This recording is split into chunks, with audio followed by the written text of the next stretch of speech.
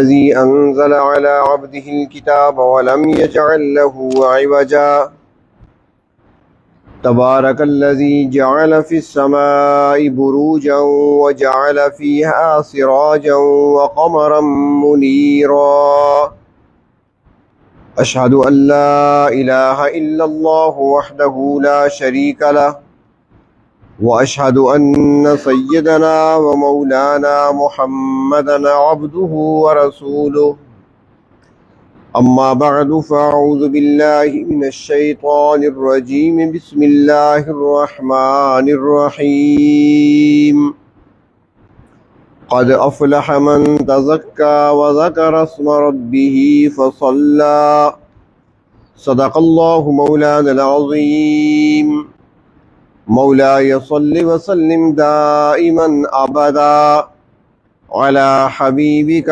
خير الخلق كلهم۔ قابل احترام بزرگوں اور عزیز دوستو، دنیا میں جتنے مذاہب پائے جاتے ہیں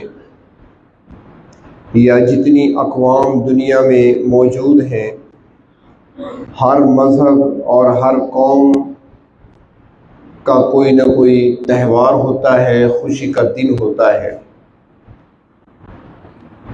جیسا کہ عیسائیوں کے ہاں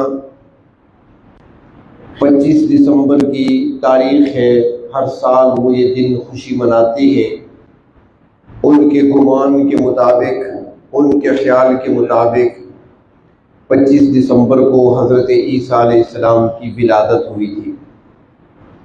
اسی طرح یہود کے ہاں بھی خوشی کا دن منایا جاتا ہے سالانہ، اور باقی جو مذاہب ہیں، چاہے وہ ہندو مت ہو، چاہے وہ بدھ مت ہو، چاہے وہ سکھ مذہب سے تعلق رکھنے والے ہوں، ہر مذہب والے اور ہر قوم کے لوگ خوشی کا تہوار مناتے ہیں، اور یہ آج سے نہیں، شروع سے ہی چلا رہا ہے۔ حضرت ابراہیم علیہ السلام کا واقعہ قرآن حکیم میں آتا ہے تو اس میں بھی یہ تذکرہ موجود ہے کہ بادشاہ نمرود اپنی پوری قوم سمیت سالانہ تہوار منانے کے لیے باہر کھلے میدان میں جمع ہوا کرتے تھے، اور ایسے ہی ایک موقع پر حضرت ابراہیم علیہ السلام نے ان کو عقیدہ توحید سمجھانے کے لیے ان کے بت خانے میں داخل ہو کر ان کے بتوں کو توڑا تھا۔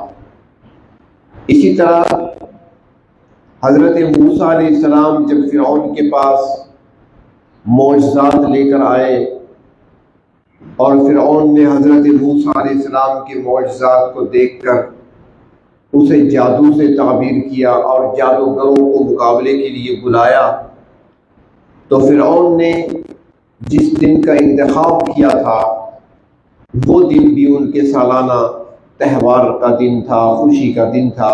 اس موقع پر حضرت موسیٰ علیہ السلام کا جادوگروں سے فرعون نے مقابلہ کرایا تھا۔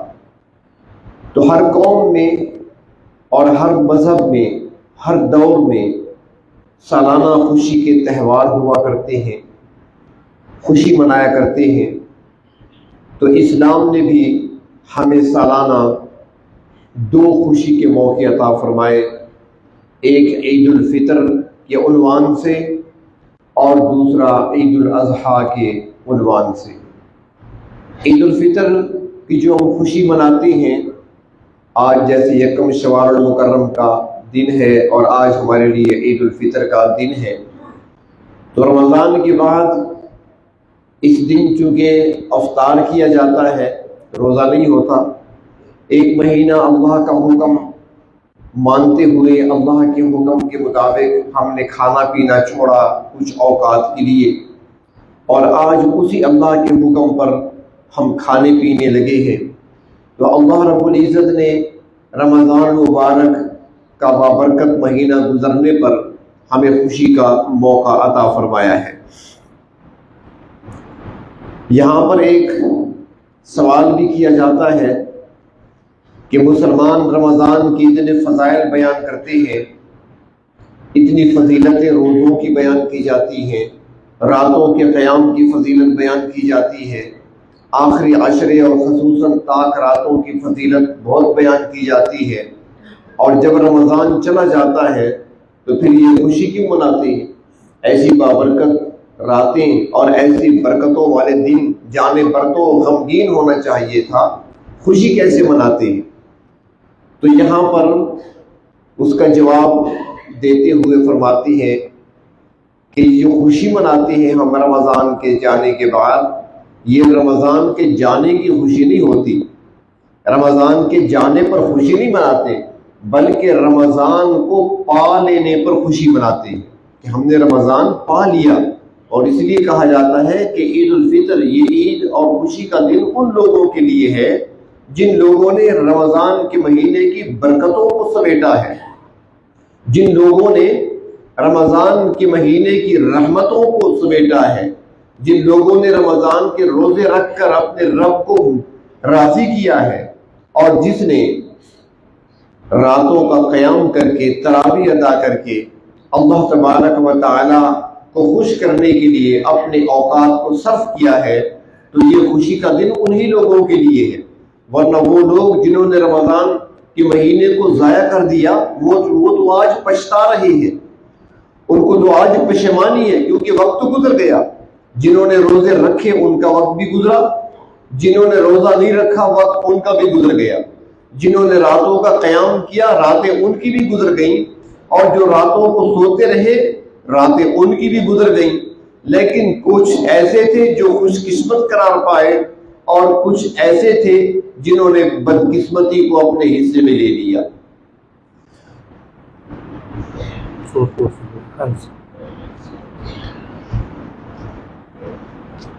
تو اللہ تبارک و تعالیٰ نے یہ خوشی کا جو دن ہمیں عطا فرمایا ہے، تو اس دن میں ہمیں چند کام کرنے چاہیے۔ سب سے پہلا کام تو یہ کہ ہم اللہ تبارک و تعالیٰ کا شکر ادا کریں، یعنی یہ دن جو ہم گزاریں اس انداز سے گزاریں کہ ہماری زبان پر شکر کے کلمات ہونے چاہیے۔ اللہ تبارک و تعالیٰ کی نعمتوں پر شکر ادا کرنا، اور چونکہ ابھی رمضان کا مہینہ گزرا ہے اور رمضان کے مہینے کے روزوں کی فرضیت کے جو اللہ تبارک و تعالیٰ نے جو مقاصد بیان کیے ہیں، دو بیان کیے ہیں۔ ایک فرمایا لعلکم تتقون، روزے تم پر فرض کیے گئے کس لیے؟ تاکہ تمہارے اندر تقوی پیدا ہو، تاکہ تم متقی بن جاؤ، اور دوسرا آگے بھی فرمایا لعلکم تشکرون، تاکہ تم شکر گزار بن جاؤ۔ اور اثرات پہلے بھی میں نے عرض کیا تھا، آپ کو یاد ہوگا کہ ہر عمل کا ایک اثر ہوتا ہے، ایک اجر ہوتا ہے۔ تو اعمال کے اثرات دنیا میں ظاہر ہوتے ہیں اور اجر وہ آخرت میں ملے گا۔ اثر دنیا میں ہوتا ہے، اجر آخرت میں ملے گا۔ روزے آپ کیا ہے؟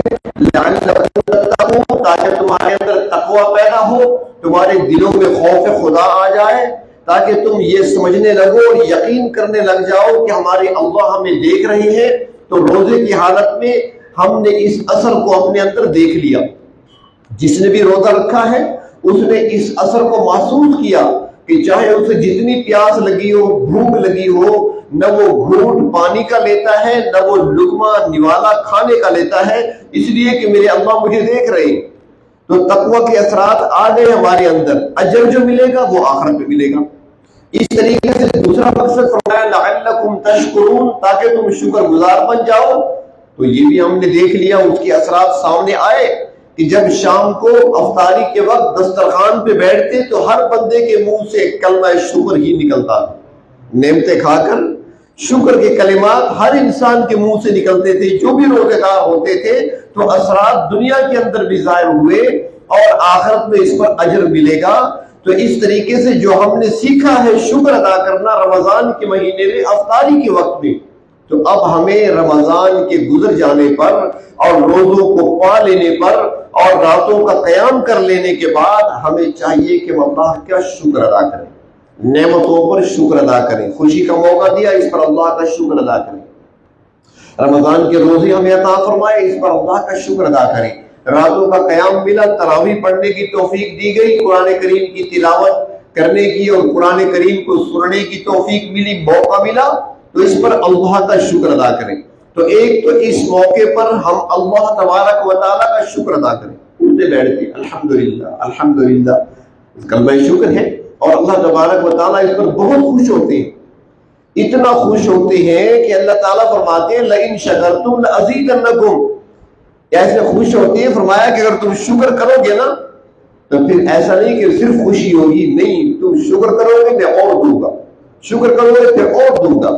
شکر پر اللہ تبارک و تعالیٰ مزید عطا فرماتے ہیں، انعامات کی بارش برساتے ہیں، تو اس لیے ہمیں چاہیے کہ اللہ کا شکر ادا کریں۔ اور دوسری چیز، ہم استغفار کرتے رہیں، غلطیاں ہم سے ہوتی ہیں، کوتاہیاں ہم سے ہوتی ہیں۔ رمضان کا مہینہ ہم نے گزارا، بابرکت مہینہ تھا، مقدس مہینہ تھا، مہمان مہینہ تھا، روزے ہم پر فرض کیے گئے، اور روزے کے ساتھ جہاں کھانے پینے سے روکا گیا وہاں نظروں کی حفاظت کا بھی حکم دیا گیا تھا، وہاں کانوں کی حفاظت کا بھی حکم دیا گیا، زبان کی حفاظت کا بھی حکم ملا ہمیں اسلام میں، لیکن ہم سے غلطیاں ہوتی رہیں، نہ زبان کی حفاظت کر سکے، نہ کانوں کی حفاظت کر سکے، نہ اپنی نگاہوں کی حفاظت کر سکے، نہ اپنے آپ کو جھوٹ سے بچا سکے، نہ غیبت سے بچا سکے، غلطیاں ہوتی رہیں۔ راتوں کو قیام کا حکم تھا، ہم سوتے رہے، وقت کو ضائع کرتے رہے بازاروں میں، تو اس لیے ہم چاہیے کہ استغفار بھی کریں۔ جو غلطیاں ہو گئی، کوتاہیاں ہو گئی، اس پر اللہ سے معافی کے طلبگار بن جائیں، استغفار بھی کرتے رہیں۔ اور تیسرا کام وہ یہ ہے کہ خوشی کا موقع ہے تو ایسے موقع پر صلہ رحمی کا دامن بھی ہاتھ سے نہیں چھوٹنا چاہیے۔ حدیث شریف میں آتا ہے کہ جو شخص یہ چاہتا ہے کہ میری عمر میں برکت ہو، میری روزی میں، رزق میں برکت ہو، اب ہر آدمی یہ چاہتا ہے کہ عمر میں برکت ہو اور روزی میں برکت ہو۔ برکت اور چیز ہوتی ہے، لمبی عمر کا ہونا یہ اور چیز ہے، برکت کا ہونا اور چیز ہے۔ آپ نے دیکھا ہوگا کئی ایسے ہوتے ہیں کہ جو بستر پہ پڑے ہوتے ہیں، اسپتالوں میں پڑے ہوتے ہیں، اور سالہ سال اسی حال میں گزار دیتی ہیں، عمر تو اس کی بھی ہے مگر کس کام کی؟ نہ عبادت کا ہے، نہ دنیاوی کام کاج کا ہے۔ اور عمر میں برکت، جیسے علماء ہوتے ہیں،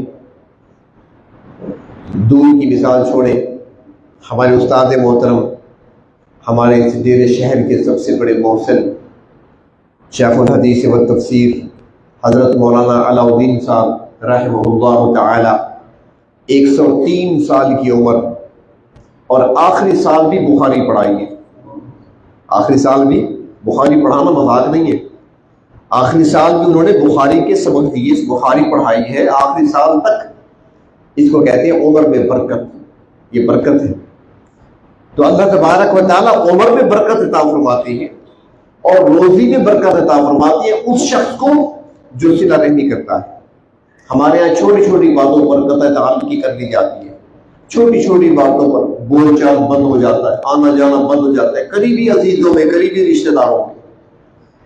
تو کم از کم ایسے موقعوں پر صلہ رحمی کا دامن نہیں چھوڑنا چاہیے، صلہ رحمی کرنی چاہیے۔ کسی سے اگر کوئی زیادتی ہوئی ہے، گستاخی ہوئی ہے، اس کے پاس چلے جانا چاہیے۔ دنیا میں منا لینا بہت آسان ہے کسی کو، آخرت میں حساب چکانا بڑا مشکل ہوگا۔ دنیا میں آنسو بہا لینا بہت آسان ہے، وہاں پر رونا پھر کسی کام کا نہیں ہوگا۔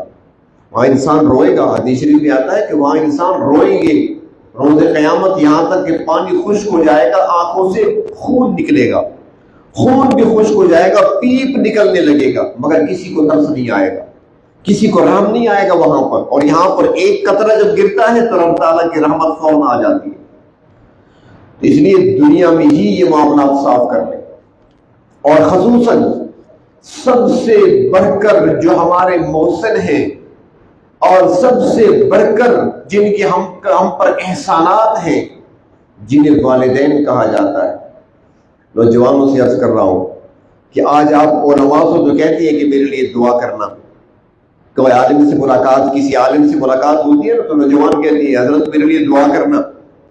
کوئی نیک آدمی مل جائے تو ان سے کہتے ہیں میرے لیے دعا کرنا، ٹھیک ہے ضرور دعائیں کرائیں، لیکن آپ کے لیے سب سے بڑے پیر، آپ کے لیے سب سے بڑی برکتوں کا ذریعہ آپ کے لیے سب سے زیادہ دعاؤں قبولیت والی دعائیں جن کی دامن میں پڑی ہیں وہ آپ کے والدین ہیں، ان سے دعائیں کیوں نہیں لیتے؟ اللہ کے محبوب فرماتے ہیں کہ رب تعالیٰ کی رضا باپ کی رضا میں ہے، اور رب تعالیٰ کی ناراضگی باپ کی ناراضگی بھی ہے۔ جس سے باپ ناراض ہے اس سے رب بھی ناراض ہے۔ یہ دو لفظ بھی ہم وزن ہے، اب اور رب۔ اب باپ کو کہتے ہیں، اب اور رب، جس سے اب ناراض اس سے رب ناراض، اور جس سے اب راضی اس سے رب راضی۔ تو اس لیے والدین کی دعائیں لیا کریں۔ والدین سب سے بڑی نعمت ہیں، اور اس نعمت کی قدر کریں۔ جب یہ نعمتیں اٹھ جاتی ہیں پھر پتہ چلتا ہے کہ وہ برکتیں بھی اپنے ساتھ لے گئے، وہ برکات اپنے ساتھ لے گئے، وہ سب کچھ اپنے ساتھ لے گئے۔ جب تک زندہ ہیں ان کی قدر کر لو، مردوں کی قدر کیا کرو، مردوں کی نہیں۔ ہمارے ہاں مردوں کی قدر نہیں کی جاتی، مردوں کی جاتی ہے۔ یعنی جب تک بندہ زندہ ہوتا ہے کوئی قدر نہیں کرتے، جب فوت ہو جاتا ہے وہ بڑا اچھا آدمی تھا، بڑا نیک آدمی تھا، تو بعد میں کیا فائدہ؟ دنیا میں اس کی خدمت کر کے اس سے دعا کیوں نہیں لیا آپ نے؟ اس وقت تو محروم رہے، اب جانے کے بعد جتنی تعریفیں کرتے رہو کیا فائدہ ہوا؟ اس لیے والدین اور خوشی کا دن ہے۔ نوجوانوں کی خدمت میں یہ بھی عرض کروں، اکثر نوجوان اس بات سے کتراتے ہیں کہ عید کا دن ہے، ہمیں تو چلنا چاہیے، سیر سپاٹے کے لیے ہمیں جانا چاہیے، دوستوں کے ساتھ جانا چاہیے۔ یہ کیا باپ کے مہمان آ رہے ہیں، ایک آ رہا ہے دوسرا آ رہا ہے، ان کی خدمت کرنی پڑتی ہے، خوانچے لانے پڑتے ہیں ان کے لیے، کسی کے لیے پانی لاؤ، کسی کے لیے چائے لاؤ، کسی کے لیے مٹھائی لاؤ، یہ ان کی خدمت کرنی پڑتی ہے۔ ہم گھر میں بندے بیٹھے ہیں۔ یاد رکھو جب تک باپ ہے تو یہ رونقیں ہیں، جب وہ چلے گئے تو پھر یہ رونقیں نہیں ہوں گی۔ پھر کوئی نہیں آئے گا آپ کو گلے لگانے کے لیے، پھر کوئی نہیں آئے گا آپ سے معانقہ کرنے کے لیے، پھر کوئی نہیں آئے گا، پھر راستے تک ہوں گے کہ کوئی ہمارے پاس بھی آئے۔ اس لیے زندگی میں ان کی قدر کریں اور ان سے دعائیں لیں۔ اگر کسی نے اپنے باپ کو ناراض کیا ہوا ہے تو اس کو راضی کر لے۔ کوئی پیر تو دعا کرے گا، کوئی عالم آپ کے لیے دعا کرے گا، کوئی بڑا آدمی، کوئی نیک آدمی تو آپ کے لیے دعا کرے گا، اور وہ دعا پتہ نہیں کہاں تک پہنچے گی اور کس طریقے سے کرے گا۔ اس ہستی سے دعا کیوں نہیں کراتے کہ جو دل کی گہرائیوں سے الفاظ اس کے نکلتے ہیں اور سیدھا عرش تک جا پہنچتے ہیں۔ والدین کی دعا سیدھا عرش تک جاتی ہے، اور والدین کی دعا اولاد کے حق میں فوراً قبول ہوتی ہے۔ جب بتا دیا گیا سب کچھ تو ان سے دعائیں کیوں نہیں لیتے؟ اور دعا کرانا اور دعا لینے میں بھی بڑا فرق ہے۔ دعا کرانا اور دعا لینا فرق ہے اس میں۔ آپ دعائیں کرانے کی بجائے دعائیں لیا کریں۔ خوش قسمت وہ ہیں جو دعائیں لیتے ہیں، ان کے دل سے نکلتی ہیں۔ حضرت عبداللہ ابن عباس رضی اللہ تعالی عنہما سب سے پہلے مفسر قرآن، نبی اکرم صلی اللہ علیہ وسلم کے چچا حضرت عباس کے بیٹے ہیں۔ ایک رات حضرت عبداللہ ابن عباس اپنی خالہ کے پاس ٹھہر گئے۔ ان کی خالہ نبی اکرم صلی اللہ علیہ وسلم کے حرم میں تھی۔ ان کے پاس ٹھہر گئے کہ آج رات میں قیام یہاں کروں گا خالہ کے پاس، میں دیکھوں گا نبی اکرم صلی اللہ علیہ وسلم کے رات کے معمولات کیا ہیں اور میں خدمت کروں گا۔ جاگتے رہے۔ نبی کریم صلی اللہ علیہ وسلم کی عادت شریفہ تھی، تھوڑی دیر کے لیے آرام فرماتے، اس کے بعد پھر کھڑے ہوتے، وضو بنا کر قیام کرتے، نماز ادا کیا کرتے تھے۔ اور وہ نماز ایسی چھوٹی نماز تو نہیں ہوتی تھی۔ پہلی رکعت میں فاتحہ کے بعد سورۃ بقرہ شروع کرتے، بقرہ مکمل ہو جاتی آل عمران شروع کرتے، آل عمران ختم ہو جاتی تو مائدہ شروع کرتے، مائدہ ختم ہو گئی سورۃ النساء شروع کرتے۔ کئی کی صورتیں پڑھ لیتے تھے، 5 6 پارے، 7 پارے ایک رکعت میں تلاوت فرماتے تھے۔ تو آپ وضو فرمانے کے لیے اٹھے، آپ قضاء حاجت کے لیے تشریف لے گئے۔ حضرت ابن عباس رضی اللہ تعالی عنہما نے دیکھا کہ آپ قضاء حاجت کے لیے تشریف لے گئے تو خاموشی سے اٹھے اور لوٹا پانی کا بھرا وضو کے لیے اور جا کر رکھ دیا صحن میں، اور خود طرف کنارے پر کھڑے ہو گئے۔ اللہ کے رسول صلی اللہ علیہ وسلم جب واپس آئے تو دیکھا پانی کا برتن بھرا ہوا پڑا ہے۔ آپ نے فرمایا کہ یہ کس نے رکھا ہے؟ حضرت ابن عباس جواب میں عرض کرتے ہیں، جی میں نے رکھا ہے۔ اللہ کے رسول نے فوراً دعا کے لیے ہاتھ اٹھائے اللہم علمہ الکتاب وفقہہ فی الدین، اللہ اسے کتاب کا علم عطا فرما اور دین میں اس کو سمجھ بوجھ عطا فرما۔ حضرت ابن عباس رضی اللہ تعالی عنہما نے دعا لی، کرائی نہیں ہے، درخواست نہیں کی تھی کہ میرے لیے دعا کریں، ایسا کام کیا کہ نبی کریم صلی اللہ علیہ وسلم نے خوش ہو کر خود دعا دی، اور وہ دعا ایسی قبول ہوئی کہ قرآن حکیم کے سب سے پہلے مفسر حضرت ابن عباس ہیں۔ اور آج بھی کوئی مفسر اگر قرآن کی تفسیر لکھتا ہے تو قرآن کی تفسیر اس وقت تک اس کی مکمل نہیں ہوتی جب تک تفسیر ابن عباس کے حوالے اس میں شامل نہ ہو۔ اور فقاہت دین میں سمجھ بوجھ اللہ نے ایسی عطا فرمائی کہ ہزاروں کی تعداد میں ان کے شاگرد بنے پھر، جنہوں نے دین ان سے سمجھا اور سیکھا۔ اس لیے والدین سے دعائیں لیں تو 3 کام ایسے خوشی کے موقع پر ہمیں کرنے چاہیے۔ سب سے پہلا کام کہ اللہ تبارک و تعالیٰ کا شکر ادا کریں، جس نے خوشی کا موقع دیا ہے، جس نے رمضان کا مہینہ عطا فرمایا، رمضان کے روزے رکھنے کی توفیق عطا فرمائی، راتوں کا قیام نصیب فرمایا، لیلۃ القدر کی برکتیں نصیب فرمائی، تو اس پر اللہ رب العزت کا شکر ادا کریں۔ اور دوسرا، جو ہم سے غلطیاں ہوتی رہی، کوتاہیاں ہوتی رہی، غفلت ہوتی رہی، اس پر استغفار کریں۔ اور تیسری چیز، صلہ رحمی، رشتہ داروں کے ساتھ، تعلق داروں کے ساتھ معاملات کو ٹھیک کر کے رکھنا، معاملات کو درست رکھنا۔ پھر دیکھیں رب تعالیٰ کی طرف سے عمر میں برکت کیسی آتی ہے، روزی میں برکت کیسی آتی ہے۔ برکت آئے گی، یہ نہیں کہ نوٹوں کے ڈھیر لگ جائیں گے، برکت آئے گی، آپ کی ضرورتیں ساری پوری ہوتی رہیں گی، کمی کوئی نہیں آئے گی کبھی، آپ کسی کے محتاج نہیں بنیں گے، اللہ تعالیٰ غیب کے خزانوں سے ہی آپ کی مدد فرماتے رہیں گے۔ علماء نے لکھا ہے، ایک واقعہ آتا ہے کتابوں میں کہ اللہ تبارک و تعالیٰ کیسے قدردانی فرماتے ہیں، بشرط یہ کہ انسان کوئی بھی عمل کرے اس میں اخلاص پایا جائے۔ جب اخلاص کے ساتھ انسان عمل کرتا ہے تو اللہ تبارک و تعالیٰ پھر نوازتے کیسے ہیں۔ فرماتے ہیں کہ عرب چونکہ ویسے بھی مہمان نواز مشہور تھے اس وقت بھی اور اب بھی ہے، اب بھی مہمان نواز ہے۔ یہ اور بات ہے کہ ہم نے ان کی عادتیں خراب کر دی، ہمارے لوگوں نے بھیک مانگنا شروع کر دیا، اچھے بھلے لوگ وہاں جا کر بھیک مانگتے ہیں، تو اس چیز سے وہ لوگ نفرت کرتے ہیں، اور یہ عمل ہے ہی قابل نفرت۔ ابھی چند دن پہلے ایک پوسٹ آئی تھی، میں دیکھ رہا تھا، پتہ نہیں اللہ کرے سچ نہ ہو لیکن لگتا ہے کہ شاید سچ ہو، کہ 4000 سے کچھ زیادہ گداگر بھکاری رمضان کے مہینے میں مکہ مکرمہ میں پکڑے گئے۔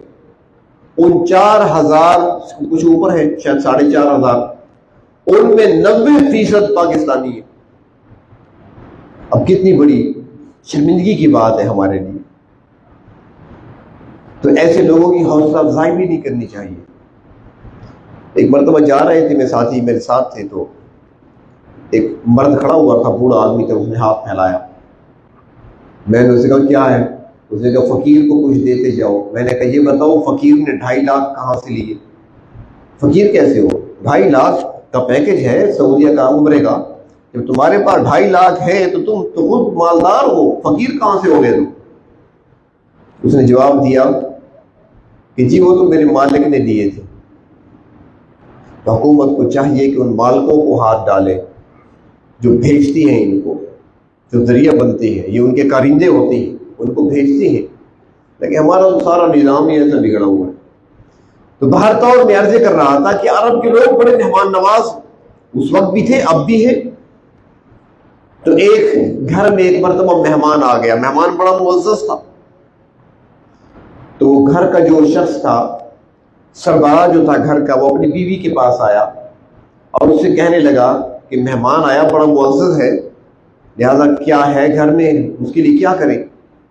بیوی نے کہا اور تو کچھ نہیں، بس وہ ایک بکری ہے جس کا دودھ ہم بھی کچھ لے لیتے ہیں، بچہ چھوٹا ہے، اس کے کام بھی آتا ہے، بھوک مٹاتا ہے وہ دودھ، وہی دودھ دینے والی بکری ہے اور تو کچھ نہیں۔ تو اس نے کہا اگر اجازت ہو تو اسی کو ذبح کر لیتے ہیں، وہ ایک ہی بکری ہے دودھ دینے والی، لیکن اخلاص تھا اس کے اندر، تو اس نے بیوی سے مشورہ کیا اس کو ذبح کر لی۔ بیوی نے کہا ٹھیک ہے اس کو ذبح کر لو، بکری کو لے گیا ایک سائڈ پہ، وہاں جا کر ذبح کر دیا۔ بکری کو جب ذبح کیا، اس کی کھال اتاری، گوشت بوٹیاں بنا رہا تھا، بیوی گھر میں تھی، کہ دیکھا کہ آواز آ رہی ہے چلنے کی، قدموں کی. جب اس نے باہر نکل کر دیکھا تو اوپر والی منزل سے، سیڑھیوں کے راستے سے ان کی جو بکری تھی وہ نیچے آ رہی ہے. اس نے دیکھا، اس نے کہا کہ ابھی تک بکری ذبح نہیں کی، وہ پکے گا کب گوشت اور مہمان کو کب پیش کریں گے؟ چلو خاوند کہیں چلا گیا ہے. تو اس نے بکری کو جب نیچے آ گئی اسے باندھ دیا. کچھ دیر کے بعد خاوند کے کھانسنے کی آواز آئی تو اس نے سوچا کہ وہ تو باہر ہے تو کیا کر رہا ہے. باہر اس کے پاس آئی، اسے کہہ دیا آپ کیا کر رہے ہیں؟ مہمان کے لیے بکری ذبح کرنی ہے، مہمان کو کھانا بھی تو پیش کرنا ہے، آپ کیا کر رہے ہیں؟ اس نے کہا جی میں گوشت بنا رہا ہوں. کس چیز کا گوشت؟ اس نے کہا بکری کا. نے کہا بکری تو اندر بندھی ہوئی ہے، اسی شکل کی، اسی ڈیل ڈول کی بکری ہے. اس نے کہا بکری کہاں بندھی ہوئی ہے؟ بکری تو میں نے ذبح کر دی. یہ دیکھو اس کا چمڑا پڑا ہے، یہ اس کی کھال پڑی ہے، یہ گوشت بنا رہا ہوں، وہی بکری ہے. اس نے کہا بکری اندر بندھی ہوئی ہے. باہر تو مہمان کو تو کھلا دیا، لیکن جب دودھ نکالنے کا وقت آیا تو اس نے ایک تھن سے دودھ تو نکال لیا. جب دوسرے تھن سے دودھ نکالنے کے لیے ہاتھ بڑھایا تو وہاں سے شہد کی دھاریں نکلی، اور ایک عرصہ تک وہ بکری ان کے پاس رہی. لوگ دیکھنے کے لیے آیا کرتے تھے کہ ایک تھن سے دودھ نکلتا ہے، دوسرے تھن سے شہد نکلتا ہے. اللہ تبارک و تعالیٰ ایسے نوازتے ہیں، ایسی قدردانی کرتی ہیں. اخلاص کے ساتھ کوئی عمل کیا جائے. یہ تو ایک مہمان کے لیے کیا گیا تھا، اور جو رشتہ داروں کے ساتھ ایسا معاملہ کرتا ہے وہ تو اللہ کے نبی نے خود فرما دیا کہ جو چاہتا ہے میری عمر میں برکت آئے، جو چاہتا ہے کہ میرے رزق میں برکت آئے، اس کو چاہیے کہ صلہ رحمی کرے. جب آپ صلہ رحمی کریں گے، رشتہ داروں کے ساتھ اخلاص کے ساتھ پیش آئیں گے تو اللہ تبارک و تعالیٰ کیسی برکتیں آپ کو عطا فرمائیں گے. اللہ تعالیٰ بہت قدردانی فرماتے ہیں. تو شکر ادا کرنا ایسے موقع پر اللہ تبارک و تعالیٰ کی نعمتوں پر، اور دوسرا گزرے ہوئے رمضان کی غلطیوں پر استغفار کرنا، اور تیسرا صلہ رحمی کی کوشش کرنا. اور صلہ رحمی میں سب سے پہلا درجہ والدین کا ہے. اور آخری بات ایک اور بھی عرض کرو کہ ایک تحفہ سمجھ لیں میری طرف سے عید کا، اور یہ وہ تحفہ جو اللہ تبارک و تعالیٰ نے اس کائنات کی سب سے بڑی ہستی، اس کائنات کی سب سے بڑی ہستی اللہ رب العزت نے، جو اللہ کو سب سے زیادہ کائنات میں پیارے ہیں، ان کو جو تحفہ دیا تھا وہ تحفہ میں آپ کو دینا چاہتا ہوں. اب آپ بتائیں اللہ تبارک و تعالیٰ کو جو سب سے زیادہ پیارے ہیں تو اس کو جو اللہ تعالیٰ تحفہ دیں گے کیا وہ کم ہوگا؟ اس سے بڑھ کر تحفہ کیا ہو سکتا ہے؟ اللہ رب العزت نے اپنے محبوب کو فرمایا کہ قل رب اغفر وارحم وانت خیر الراحمین. میرے محبوب آپ یہ پڑھا کریں رب اغفر وارحم، اے اللہ معاف کر دے، اللہ بخشش فرما دے، اللہ معافی عطا کر دے، وارحم اور رحم فرما دے، رحمت نازل فرما دے، انت خیر الراحمین، اللہ سب سے بڑھ کر رحم کرنے والے تو آپ ہی ہیں. تو ابھی بظاہر دو لفظ ہے اس میں، ایک مغفرت بخشش معافی کا، اور دوسرا رحمت کا. تو ہمیں تو ہر وقت بخشش چاہیے. ہر مسلمان یہ چاہتا ہے کہ اللہ تبارک و تعالیٰ کی طرف سے مجھے بخشش مل جائے، مغفرت مل جائے. تو اسی کے اندر ہے رب اغفر، اللہ بخشش عطا فرما دے، اللہ میری مغفرت فرما دے، اللہ مجھے معاف فرما دے. رب اغفر وارحم، اللہ مجھ پر رحم فرما دے. رحم جس پر ہو گیا تو اس سے بڑھ کر کیا ہو سکتا ہے؟ اللہ کے رحمتوں کا جو اعلیٰ مقام ہے وہ جنت ہے، وہ اللہ کے رحمت کا مقام ہے. اور رحمت جس پر ہو گئی تو اس کے لیے حشر کا دن بھی آسان ہو گیا. جس پر رحمت ہو گئی تو دنیا کی معاملات بھی اس کے درست ہو گئے. جس پر رحمت ہو گئی تو اس کو صحت بھی مل گئی، اس کو اولاد بھی مل گئی صالح، اس کو روزی بھی حلال کی مل گئی. رحم جس پر ہو گیا اسے دنیا کی ساری نعمتیں مل گئی اور آخرت کی نعمتیں بھی مل گئیں. اس لیے دو لفظ ہے، بظاہر سب کچھ انہی کے اندر چھپا ہوا ہے.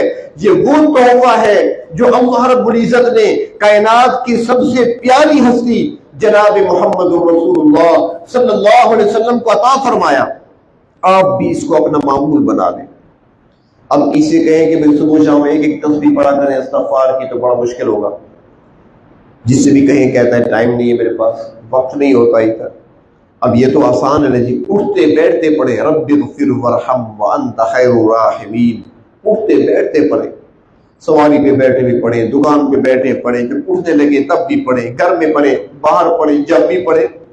دن میں آپ کئی مرتبہ سینکڑوں مرتبہ پڑھ سکتے ہیں، تو اب اندازہ لگائیں کہ اس دن میں اگر آپ بار بار پڑھتے رہے تو کتنی مرتبہ اللہ تعالیٰ سے آپ مغفرت مانگ چکے.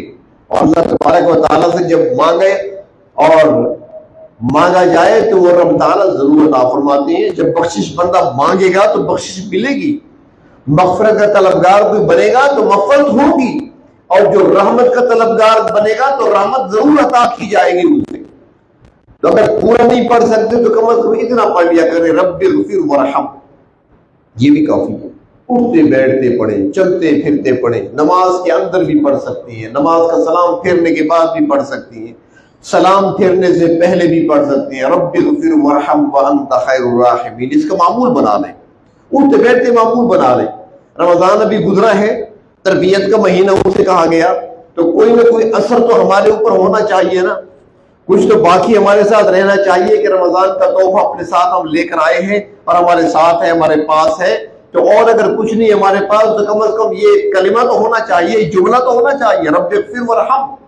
یہ تو ہم چلتے پھرتے اٹھتے بیٹھتے پڑھتے رہیں. اللہ تبارک و تعالی ہم سب کو معافی عطا فرمائیں، اور یہ خوشی کے موقع اللہ تبارک و تعالی بار بار نصیب فرمائیں. اور آخر میں